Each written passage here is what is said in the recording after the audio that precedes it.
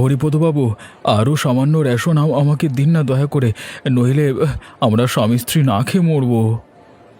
তুই মরিস কি বাঁচিস সেটা আমার দেখবার সময় নেই। আগে টাকা দিয়ে তারপর জিনিস পাবি। আমি আর তোকে বাকিতে জিনিস দিতে পারবো না বলে দিলাম। হরিপদদা, দয়া করো, আমাকে সত্যি বলছি, না খেতে পেয়ে মরে যাবো একবারে। আর কত বাকি দেবো তোকে? অনেক টাকা রেশন তোমার নামে বাকির খাতায় আছে, আর একটি দানাও তোমাকে বাকি দিতে পারবো না। বাবু, সত্যি বলছি, আমি কয়েকদিনের মধ্যে দেনা চুকিয়ে দেবো। মায়ের দিবি বলছি, এবারের মতো চাল ডাল মশলাপাতি আমাকে দিয়ে দিন। তোমার এই একই কথা প্রতিবার শুনে আসছি। এই আগামী মাস করতে করতে 6 মাস হতে চলেছে। এভাবে তোমাকে বাকিতে দিতে থাকলে আমি পথে বসবো। সত্যি বলছি, আমি আগামী মাসে সব বাকি টাকা দিয়ে দেব। দয়া করুন, এবারের মতো। দূর হ বলছি। বললাম তো আমার দোকানে কোনো অনুরোধ রাখতে পারবো না আমি। বেরো বেরো এখান থেকে, চলে যা দোকান থেকে। ঠিক আছে, চলে যাচ্ছি। এই যে শুনছো, একটা কথা ছিল। আহা, ডাকলে তো পেছন থেকে। তোমাকে কতদিন না বলেছি আমাকে কাজে যাবার সময় পেছন থেকে ডাকবে না। আমার ভুল হয়ে গেছে, আর কখনো ডাকবো না তোমাকে পেছন থেকে। আসলে একটা কথা বলার ছিল। আর কথা বলবার ছিল যদি আগেই তো বলতে পারতে, নয়তো ওই সন্ধেবেলায় বাড়ি ফেরবার পর বলতে পারতে। ঘর থেকে বের হবার সময় কেন পিছু ডাক দিলে তুমি? বললাম তো আর ডাকবো না, কিন্তু কথাটা তো শোনো আমার। আরে বলো বলো, তাড়াতাড়ি বলো। বলছিলাম যে আমার না খুব বড় মাছ খেতে ইচ্ছে করছে। তুমি কাজ থেকে ফেরবার সময় বাজার থেকে বড় মাছ আনবে গো আমার জন্য। আদিক্ষেতা, বড় মাছ খেতে ইচ্ছা করছে? আমি পারবো না ওসব মাছ টাছ আনতে, আমার কাজে ফেরবার পথে। ধ্যাৎ। আমার ইচ্ছেটাকে গুরুত্বই দিল না। অবিনাশ কাকু বাড়িতে আছেন? ও, তুমি নগেনের মেয়ে পূজা, তাই না?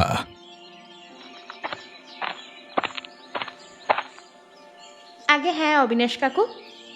কি ব্যাপার, নগেনকে দেখতে পাচ্ছি না অনেক দিন ধরে, সে আমার কাছে আসছে না কেন?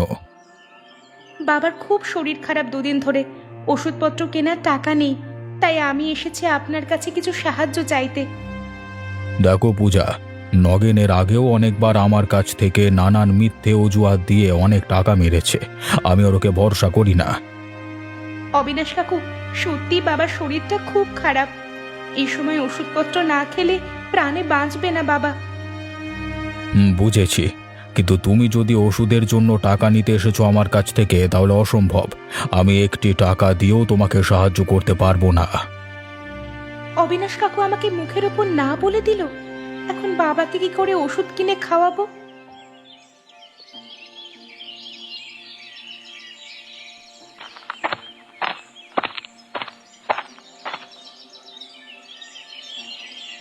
ওহ, তুমি এসে গেছো? কই কই, দেখি দেখি কি এনেছো। খিদেতে পেটটা একেবারে মোচড় দিয়ে উঠছে। কি গো, মুখ লটকে বসে আছো কেন? শুধু সব সময় খাই খাই, এবার আমাকেই খেয়ে ফেলো না, আর ভাল লাগে না। মরণ, তোমাকে খেয়ে পাবোটা কি? ওই কটা হাড় গোড় চামড়ার চাদরে ঢাকা, তার আবার বড় বড় কথা। আগে বলো, রেশনের জিনিস কোথায়? হরিপদবাবু, আমাকে আর আসন দেবেন না। আগের থেকে অনেক টাকা আমার নামে ওনার বাকির খাতায় আছে, তাই অনেক অনুরোধ করবার সত্ত্বেও উনি বাকি দিতে রাজি হলেন না। ও মা গো, হরিপদ বাবু মানা করে দিলেন? এবার আমি কি করে খাবো? সেই সকাল থেকে একটা গোটা কাঁঠাল খেয়েছিলাম, ব্যাস ওইটুকানি খেয়ে কি আর থাকা যায় বলো? সাধু কিচ্ছু খায় না যেন, শুধু 1 কেজি দুধের পায়েস খায়, যত সব। কি বিড়বিড় করে বলছো শুনি? এভাবে হাত গুটিয়ে বসে থাকলে হবে? আমার জন্য খাবার ব্যবস্থা করো, খিদেতে আমার মাথা ঘুরাচ্ছে। তোমার এত খিদে পায় কোত্থেকে শুনি? তোমাকে খাওয়াতে খাওয়াতে আমি ধনে প্রাণে মরে গেলাম, তাও তোমার খিদে মেটাতে পারছি না আমি। কি বললে তুমি? আমি বেশি খাই বলে তোমার হরিপদ কাকুর দোকানে বাকি হয়েছে? ভুলে যেও না, আমি তোমার বিবাহিত স্ত্রী। তুমি আমার ভরণ পোষণের দায়িত্ব নিয়েছো। সেটাই তো আমার জীবনের সব থেকে বড় ভুল, তোমার মতো পেটুক মহিলাকে বিয়ে করা। কি? তুমি আমায় পেটুক বললে? তোমার এত বড় স্পর্ধা? নিজের কথা ভেবেছো একবার? কুঁড়ে বলদ কোথাকার, বউ খাওয়াতে পারে না। লতা, হরিপদ কাকুর দোকানে তোমার জন্যই এত ধারে পড়েছি আমি। এরপরও যদি বলো আমি তোমার খাবারের জন্য কিছু করি না, তাহলে আর বলবার কিছু নেই। কোন মুখে কথা বলে শুনি? কিছু বলার মুরদ আছে কি তোমার? কুঁড়ে কোথাকার। লতা, তুমি যদি এভাবে আমাকে কথা শোনাও তাহলে কিন্তু আমি একটা কিছু করে বসবো। আর আর কিছু ভাল লাগছে না আমার। আচ্ছা আচ্ছা, শোনো, একটা কথা বলি। সেসব না করে একটা কাজের কাজ করো, যাতে টাকা পয়সা আসে, বুঝেছো?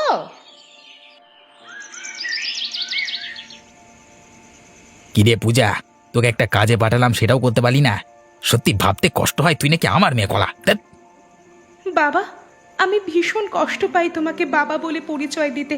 তুমি একদম সুস্থ অবস্থায় আছো, আর আমাকে পাঠিয়েছো অবিনাশ বাবুর কাছে টাকা আনবার জন্যে। হ্যাঁ, পাঠিয়েছিলাম এই ভেবে যে তুই আমার মেয়ে, তোকে বোঝাতে হবে না। তুই ঠিক আমার মতো বুদ্ধি খাটিয়ে অবিনাশ বাবুর কাছ থেকে কিছু টাকা মেরে আনবি। ছি ছি বাবা, তুমি কতটা নিচু হয়ে গেছো! আমাকেও তুমি তোমার স্বার্থে ব্যবহার করতে শুরু করলে। আরে থাম তো, বড় চটর পটর কথা বলছিস। একটা কাজ দিয়েছিলাম, সেটাও পারলি না। মেয়ে মানুষ একটু কান্নার ভান করে দুটো মিষ্টি কথা বললে ইতিমধ্যে লোক পটে যায়, সেখানে বুড়ো অবিনাশকে তুই পটাতে পারলি না। ধিক্কার ধিক্কার তোর উপর, ছি ছি ছি ছি। এ কেমন বাবা! নিজের স্বার্থের জন্যে নিজের মেয়েকে যে অসৎ পথে ঠেলে দিতে দ্বিধা করে না। হে ভগবান, আমি কি করি এখন? অবিনাশ বাবু বাড়িতে আছেন? হরিপদদা, আসুন আসুন।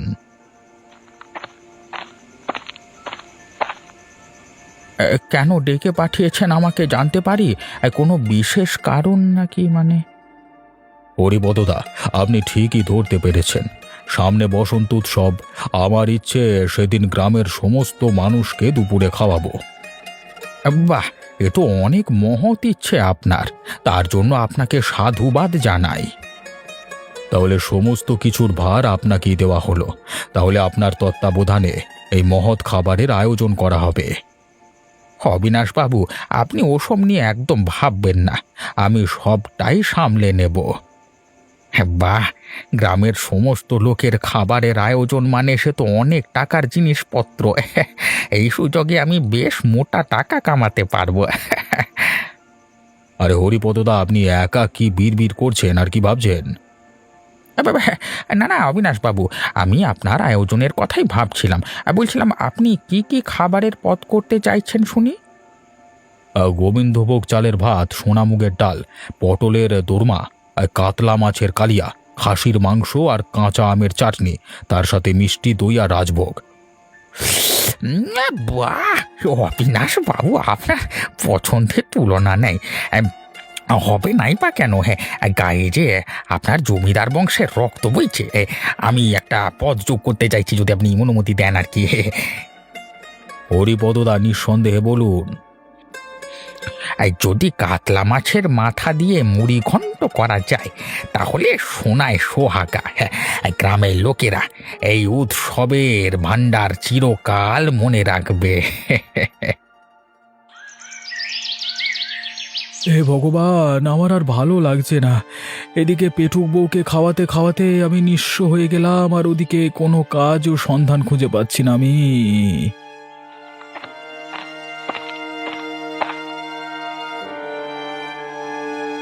গোপাল জেঠু, তুমি কেন মন খারাপ করে বসে আছো এখানে? জেঠুর সাথে ঝগড়া হয়েছে বুঝি? আর বলিস না, তুই তো জানিস তোর বৌদি একজন পেটুক মহিলা। সারাদিন শুধু খাই আর খাই। কেন গোপাল জেঠু? লতা বৌদি না হয় একটু খেতে ভালোবাসে, তার জন্য তুমি মন খারাপ করে বসে থাকবে? তার এই অত্যাধিক মাত্রায় খাবারের পরিমাণ মেটাতে আমার হরিপদ কাকুর দোকানে অনেক টাকা বাকি পড়ে গেছে। উনি বলেছেন আর একটি দানাও বাকি দেবেন না।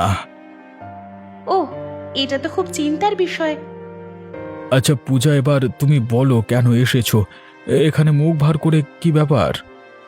কি বলি, মনের দুঃখের কথা। বাবার চরিত্রের কথা তো তুমি জানো। কাল অসুস্থ হবার ভান করে আমাকে অবিনাশবাবুর কাছে ওষুধ কেনার জন্য কিছু টাকা আনতে পাঠায়।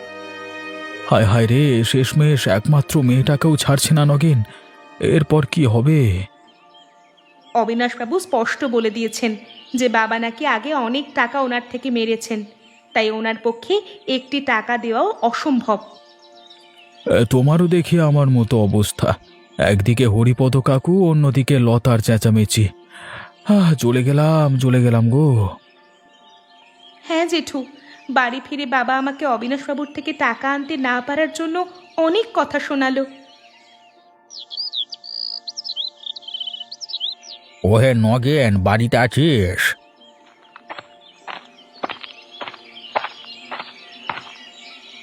ও হরিপদ কাকু, হঠাৎ আমার বাড়িতে? একটি বিশেষ দরকারে তোমার সাহায্য চাই, সে ব্যাপারে কথা বলতে এসেছি। বিশেষ ব্যাপারটা কি জানতে পারি? মোড়ল মশাই আমাকে গ্রামের সমস্ত লোককে নিমন্ত্রণের ভার দিয়েছে। আমার একার পক্ষে এটা সম্ভব হবে না, তাই তোমার সাহায্য চাই। হঠাৎ মোড়ল মশাই গ্রামের সমস্ত লোককে কেন নিমন্ত্রণ দিতে চাইছে?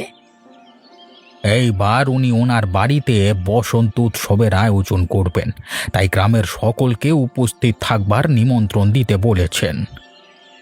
হরিপদ কাকু, আমাকে ক্ষমা করবেন, আমি আপনাকে এই ব্যাপারে কোনো সাহায্য করতে পারবো না। আসলে আপনার প্রতি আমার কোনো ক্ষোভ নেই, কিন্তু ওই অবিনাশবাবুর কোনো কাজে আমি নেই। নগেন, এমন কথা বলো না, অন্তত আমার মুখের দিকে চেয়ে না হয় আমাকে সাহায্য করলে। এত লোকের মহাভোজের আয়োজন আমি একা সামলাতে হিমশিম খাবো, তাই তোমার সাহায্য চাই। মহাভোজ? মোড়ল মশাই মানে মহাভোজের আয়োজন করেছেন? কি কি খাওয়াবেন? কি কি খাওয়াবেন না সেটা বলো। গোবিন্দভোগ চালের ভাত, সোনামুগের ডাল, পটলের দোরমা, কাতলা মাছের কালিয়া, মুড়ি ঘন্ট, খাসির মাংস, কাঁচা আমের চাটনি, মিষ্টি দই, রাজভোগ। ওরে কলা, আমার জিভ দিয়ে জল টপকাচ্ছে টবাক টবাক করে। কাকু, আমি তোমাকে সাহায্য করতে রাজি আছি। তুমি এত করে যখন বলছো, মানে আমার মানে বুঝতেই পারছো আমি তোমার কথা কি করে ফেলি বলো। এই মহাভোজ কোনোভাবেই এড়িয়ে যাওয়া যাবে না।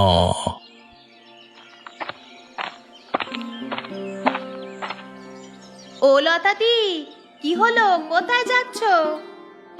যাচ্ছি ওই পেয়ারা বাগানের দিকে, গিয়ে দেখি কটা পেয়ারা পাওয়া যায় কিনা। তোমার চেহারা অনেক খারাপ হয়ে গেছে, তুমি অনেক শুকিয়ে গেছো গো লতাদি। আর বলিস না, খেতে না পেয়ে আমার চেহারার এই দশা। তোর গোপাল দা একটা কুঁড়ে মানুষ, কোনো কাজই সে করে না, তাই রোজগারও নেই, আর তাই সংসারে তার জন্যই অভাব অনটন।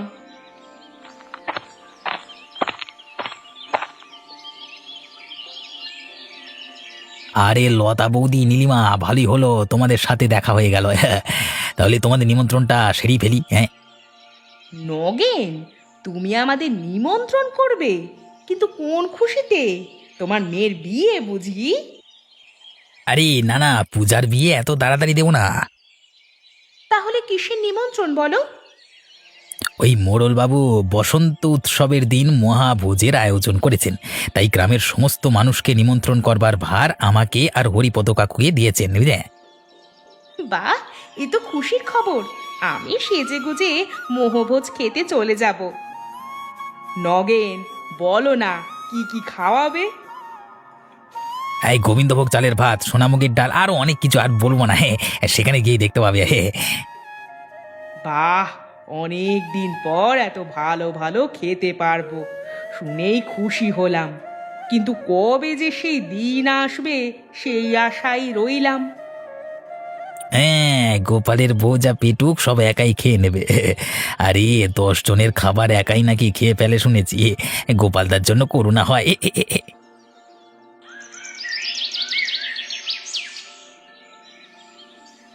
অবিনাশ বাবু, আপনার গ্রামের সমস্ত মানুষকে নিমন্ত্রণ করবার কাজ আমরা সম্পূর্ণ করে ফেলেছি।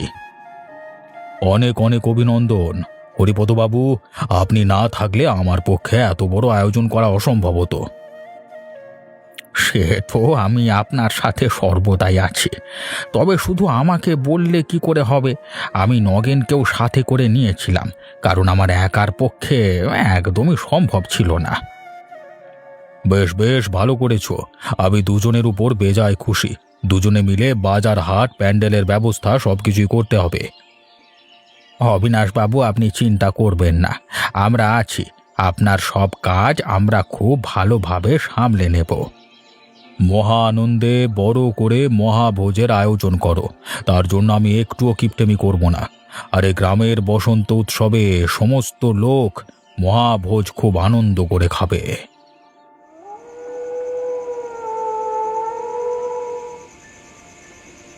ওগো শুনছো, তোমাকে একটা অত্যন্ত খুশির খবর দেওয়ার আছে। কেন, তুমি মরতে যাচ্ছ নাকি? যদি সেটা হয়, এর থেকে আর খুশির খবর আমার জন্য কিছু হতে পারে না। মরণ, তুমি তো সেটাই চাও আমি মরে যাই। আসলে তুমি আমাকে এক চোখেও দেখতে পারো না। আমার মতো মেয়ে বলেই তোমার মতো লোককে সহ্য করছি। অন্য কেউ হলে কবেই তোমাকে ছেড়ে চলে যেত। আচ্ছা আচ্ছা, বলো দেখি কি খুশির খবর শোনাতে চাইছো, বলো। বলছি, আজ নগেন এসে নেমন্তন্ন করে গেছে আমাকে। আসছে বসন্ত উৎসবের দিন ওই অবিনাশ বাবুর বাড়িতে মহাভোজের আয়োজন করা হয়েছে। মহাভোজের আয়োজন অবিনাশবাবু করেছেন, আর নগেন তোমাকে নেমন্তন্ন করেছে? আরে পুরো কথাটা তো শোনো আগে। অবিনাশ বাবু নাকি হরিপদ বাবুকে দায়িত্ব দিয়েছে গ্রামের সমস্ত লোককে নেমন্তন্ন করতে। হরিপদ বাবুর পক্ষে একা এত লোক নেমন্তন্ন করা সম্ভব নয়, তাই বলে নগেনকে দায়িত্ব দেওয়া হয়েছে। বাবা বাবা বাবা, মনে হচ্ছে রাজস্বিক আয়োজন করবে অবিনাশবাবু, আর এই সুযোগে হরিপদবাবু আর নগেন কিছু টাকা এদিক ওদিক করে অবিনাশবাবুর কাছ থেকে হাতিয়ে নেবে। যাক, অনেক দিন পর একটা নেমন্তন্ন খেতে পারবো। তুমি তো আর আমাকে পেট ভরে খেতে দিতে পারো না। যাক, এবার না হয় পেট পুড়ে খাবো। তোমার ওটা পেট নয়, একটা মস্ত বড় কুয়ো। যতই গেলাও সেই কুয়ো আর ভরাট হয় না। লতা, একটা কথা বলে দিচ্ছি, কান খুলে শোনো। তুমি ওই মহাভোজে যেতে পারবে না, কারণ তোমার মতো পেটুক এই গ্রামে আর দুটো নেই। চুপ করো, অলস পুরুষ মানুষ কোথাকার। তুমি কে বলার আমাকে? আমি কোথায় যাব না যাব আমার খাবারের ব্যাপারে তুমি নাক গলাতে এসো না বলছি, নইলে গ্রাম শুদ্ধ অপমান করব, বুঝলে? তোমাকে বারণ করবা সত্ত্বেও তুমি এখনো বসে বসে খেয়ে যাচ্ছ। তোমার ব্যাচের লোকেরা বোধহয় খেয়ে একটা ঘুম দিয়ে ফেললো। এই তোমার খাওয়া হচ্ছে না, সেই কখন থেকে খেয়েই যাচ্ছ। তুমি খাওয়াচ্ছ না তোমার বাপ খাওয়াচ্ছে শুনি? বেশি কথা বলো না, আমাকে খেতে দাও বলছি, নইলে তোমার বিপদ হবে।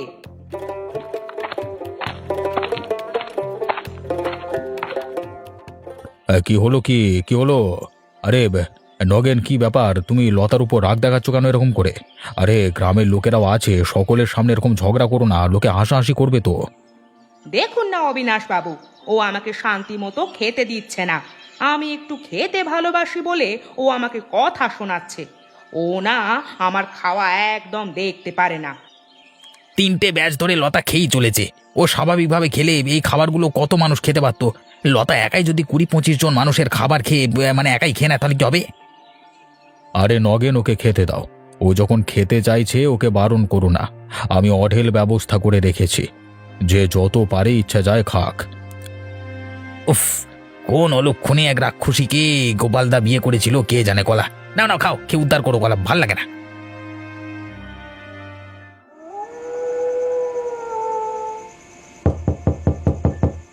অবিনাশবাবু, ও অবিনাশবাবু, একটু দরজাটা খুলবেন, আমি বিপদে পড়ে এসেছি আপনার কাছে। গোপাল, এত রাতে কি হলো আবার? কারোর কোনো বিপদ নাকি? আগে আমার স্ত্রী লতার খুব পেটে যন্ত্রণা করছে।